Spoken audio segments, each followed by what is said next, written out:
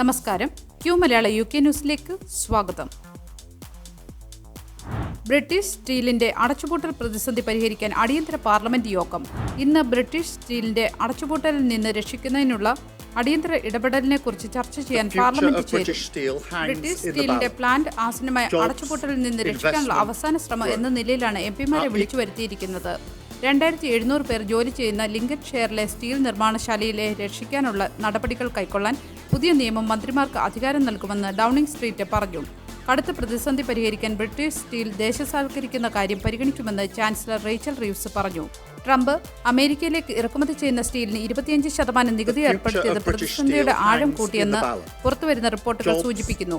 നിലവിലെ സാഹചര്യത്തിൽ സർക്കാരിന്റെ സാമ്പത്തിക പിന്തുണ വേണമെന്നാണ് കമ്പനിയുടെ നിലപാട്. 2020 മുതൽ ചൈനീസ് കമ്പനിയായ ജിന്നിയയുടെ ഉടമസ്ഥതയിലാണ് സ്ഥാപനം. പ്രവർത്തനങ്ങൾ നിലനിർത്തുന്നതിനായി ബ്രിട്ടീഷ് സ്റ്റീലിൽ 1.2 ബില്യൺ പൗണ്ടിൽ കൂടുതൽ നിക്ഷേപിച്ചിട്ടുണ്ടെന്നും പ്രതിദിനം 7 ലക്ഷം പൗണ്ടിന്റെ സാമ്പത്തിക നഷ്ടം കമ്പനിക്ക് നേരിടേണ്ടി വരുന്നുണ്ടെന്നുമാണ് പറയുന്നത്. നിലവിൽ ഇലക്ട്രിക് ആർക്ക് ഫർണസുകളിലേക്ക് മാറുന്നതിനുള്ള ധനസഹായമായി 500 മില്യൺ പൗണ്ട് സർക്കാർ വാഗ്ദാനം ചെയ്തിട്ടുണ്ട്. 2020 കോവിഡ് മഹാമാരിക്ക് ശേഷം ജോലി അന്വേഷിക്കുന്നവരുടെ എണ്ണത്തിൽ ഏറ്റവും വലിയ വർധന ഉണ്ടായതായി പുതിയ റിപ്പോർട്ടുകൾ. ഔദ്യോഗിക കണക്കുകൾ പ്രകാരം തൊഴിലില്ലായ്മ നിരക്ക് 4.4% ഉയർന്നു. ഇത് പ്രതീക്ഷിച്ചതിലും ഉയർന്നതാണ്. കോവിഡ് മഹാമാരിക്ക് ശേഷമുള്ള സാമ്പത്തിക പ്രതിസന്ധിയാണ് ഈ വർധനവിന് പ്രധാന കാരണം. ജീവിത ചെലവ് വർധനവ്, ഊർജ്ജവില വർധനവ്, പണപ്പെരുപ്പം എന്നിവ ജനങ്ങളെ കൂടുതൽ അന്വേഷിക്കാൻ പ്രേരിപ്പിച്ചു. വിവിധ മേഖലകളിൽ പ്രത്യേകിച്ച് റീറ്റെയിൽ, ഹോസ്പിറ്റാലിറ്റി, നിർമ്മാണം എന്നിവിടങ്ങളിൽ തൊഴിലവസരങ്ങൾ കുറഞ്ഞു. അതേസമയം ടെക്നോളജി, ഹെൽത്ത് കെയർ മേഖലകളിൽ ചില അവസരങ്ങൾ ലഭ്യമാണെങ്കിലും മത്സരം കൂടുതലാണ്. യുവാക്കളെയും കുടിയേറ്റ തൊഴിലാളികളെയുമാണ് ഏറ്റവും കൂടുതൽ ഇത് ബാധിക്കപ്പെട്ടിട്ടുള്ളത്. കമ്പനികൾ ജീവനക്കാരെ പിരിച്ചുവിടുകയും നിയമനങ്ങളിൽ ജാഗ്രത പാലിക്കുകയും ചെയ്തതിനാൽ ജോലി അന്വേഷിക്കുന്നവരുടെ എണ്ണം 4 വർഷത്തിലേറെയായി ഏറ്റവും ഉയർന്നതായി വെള്ളിയാഴ്ച പ്രസിദ്ധീകരിച്ച ഒരു സർവേയിലാണ് പറയുന്നത്. സർക്കാർ പുതിയ തൊഴിൽ പദ്ധതികൾ പ്രഖ്യാപിച്ചിട്ടുണ്ടെങ്കിലും ഫലപ്രാപ്തി സംശയമാണ്. തൊഴിൽ വിപണിയിലെ ഈ മാറ്റങ്ങൾ UKയുടെ സാമ്പത്തിക വീണ്ടെടുക്കലിനെ സങ്കീർണമാക്കുന്നു. ജനങ്ങൾക്ക് കൂടുതൽ ഉപജീവന മാർഗങ്ങൾ തേടേണ്ട അവസ്ഥയാണ്. ഇനി ഇന്നത്തെ പത്രങ്ങളിലൂടെ.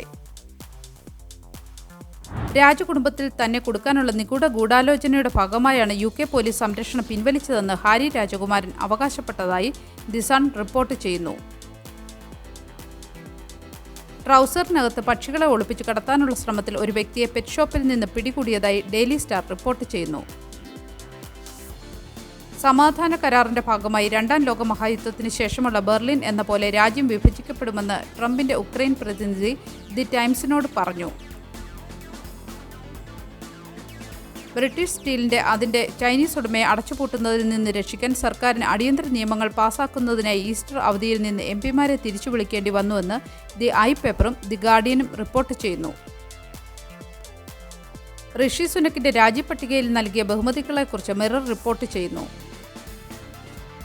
താനും മേഗനും UK വിടുന്നത് തടയാൻ വേണ്ടിയാണ് തന്റെ പോലീസ് സംരക്ഷണം പിൻവലിച്ചതെന്ന് കരുതുന്നതായി ഹാരി രാജകുമാരൻ ദി ടെലിഗ്രാഫിനോട് പറഞ്ഞു. ഫിനാൻഷ്യൽ ടൈംസ് വീക്കെൻഡ് പ്രകാരം നിക്ഷേപകർ സർക്കാർ ബോണ്ടുകളും ഡോളറും പിൻവലിക്കുന്നത് തുടർന്നാൽ ആവശ്യമെങ്കിൽ ഇടപെടാൻ US ഫെഡറൽ റിസർവ് തയ്യാറാണ്. ലണ്ടനിൽ നിന്ന് നോർത്തംബർലാൻഡിലെ വീട്ടിലേക്ക് മടങ്ങുമ്പോൾ ട്രെയിനിൽ ഉറങ്ങുന്ന NHS ഇംഗ്ലണ്ടിന്റെ പുതിയ മേധാവിയുടെ ചിത്രം ഡെയിലി മെയിൽ പ്രസിദ്ധീകരിച്ചിട്ടുണ്ട്. മോഷണക്കുറ്റം ആരോപിച്ച ഒരു സ്ത്രീയെ 8 മണിക്കൂറോളം പോലീസ് സെല്ലിൽ തടവിലാക്കുകയും കുട്ടികളുടെ ഐപാഡുകൾ പിടിച്ചെടുത്ത് അമ്മയെ സെല്ലിലേക്ക് കൊണ്ടുപോവുകയും ചെയ്തതായി ഡെയിലി എക്സ്പ്രസ് റിപ്പോർട്ട് ചെയ്യുന്നു. ഇതെല്ലാമായിരുന്നു ഇന്നത്തെ പത്രങ്ങളിലെ പ്രധാന വാർത്തകൾ. ഇനി മറ്റു വാർത്തകളിലേക്ക് നോക്കാം.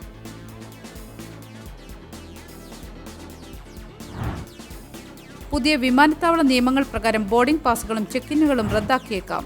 ഐക്യരാഷ്ട്രസഭയുടെ കീഴിലുള്ള ഇന്റർനാഷണൽ സിവിൽ ഏവിയേഷൻ ഓർഗനൈസേഷൻ 3 വർഷത്തിനുള്ളിൽ ഈ മാറ്റങ്ങൾ നടപ്പാക്കാൻ പദ്ധതിയിടുന്നു. പുതിയ സാങ്കേതികവിദ്യ ഉപയോഗിച്ച് യാത്രക്കാർക്ക് ഡിജിറ്റൽ ജേർണി പാസ് ലഭിക്കും. ഇത് ഫോണിൽ സേവ് ചെയ്യാം. ഇതിനായി യാത്രക്കാർ പാസ്പോർട്ട് വിവരങ്ങൾ ഫോണിൽ അപ്ലോഡ് ചെയ്യണം. വിമാനത്താവളത്തിൽ മുഖം തിരിച്ചറിയൽ സ്കാനറുകൾ വഴി യാത്രക്കാരെ പരിശോധിക്കും. ഇത് ചെക്ക് ഇൻ പ്രക്രിയയും ബോർഡിംഗ് പാസിന്റെ ആവശ്യവും ഒഴിവാക്കും. ഈ മാറ്റം യാത്ര എളുപ്പവും വേഗതയേറിയതുമാക്കുമെന്നാണ് പ്രതീക്ഷ. ബാഗേജ് ഡ്രോപ്പിനായി ലഗേജ് ഉള്ളവർ മാത്രം പ്രത്യേക കൗണ്ടറിൽ പോകേണ്ടി വരും. സുരക്ഷാ പരിശോധനകളും കൂടുതൽ കാര്യക്ഷമമാകും. ഈ സംവിധാനം 50 വർഷത്തിനിടയിലെ ഏറ്റവും വലിയ മാറ്റമായാണ് വിലയിരുത്തപ്പെടുന്നത്. എന്നാൽ സ്മാർട്ട് ഫോൺ ഇല്ലാത്തവർക്ക് ബാറ്ററി തീർന്നവർക്ക് ഉള്ള ബുദ്ധിമുട്ടുകൾ പരിഹരിക്കേണ്ടതുണ്ട്. ഈ പുതിയ നിയമങ്ങൾ യാത്രാനുഭവം ആധുനികവും സുഗമവും ആക്കാൻ ലക്ഷ്യമിടുന്നു. പക്ഷേ അടിസ്ഥാന സൗകര്യങ്ങൾ മെച്ചപ്പെടുത്തേണ്ടതുണ്ട്.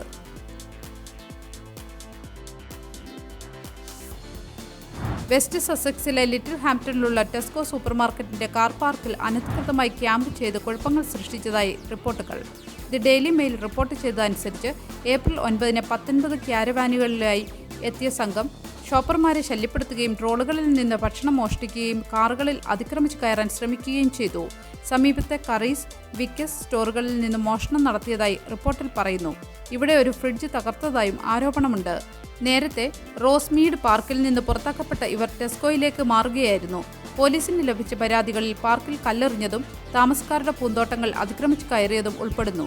ഈ സംഭവം പ്രാദേശിക സമൂഹത്തിൽ ഭീതിയും അസ്വസ്ഥതയും ഉണ്ടാക്കിയതായി റിപ്പോർട്ടുകൾ വെളിപ്പെടുത്തുന്നു.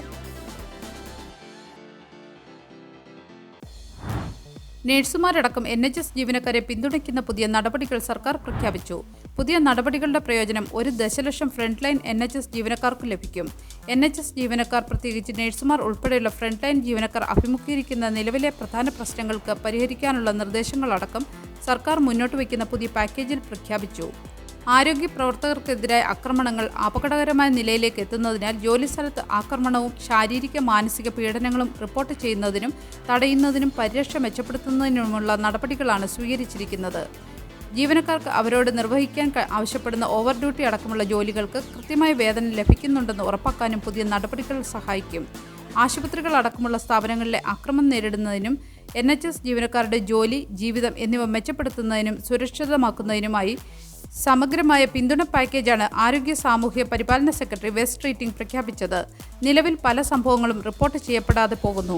ജീവനക്കാർക്കെതിരെയുള്ള പീഡനമോ ആക്രമണമോ റിപ്പോർട്ട് ചെയ്യാൻ പ്രോത്സാഹിപ്പിക്കുന്നതിനും ദേശീയ തലത്തിൽ ഈ വിവരങ്ങൾ ശേഖരിക്കുന്നുണ്ടെന്ന് ഉറപ്പാക്കുന്നതിനും പുതിയ നടപടികൾ നടപ്പിലാക്കും.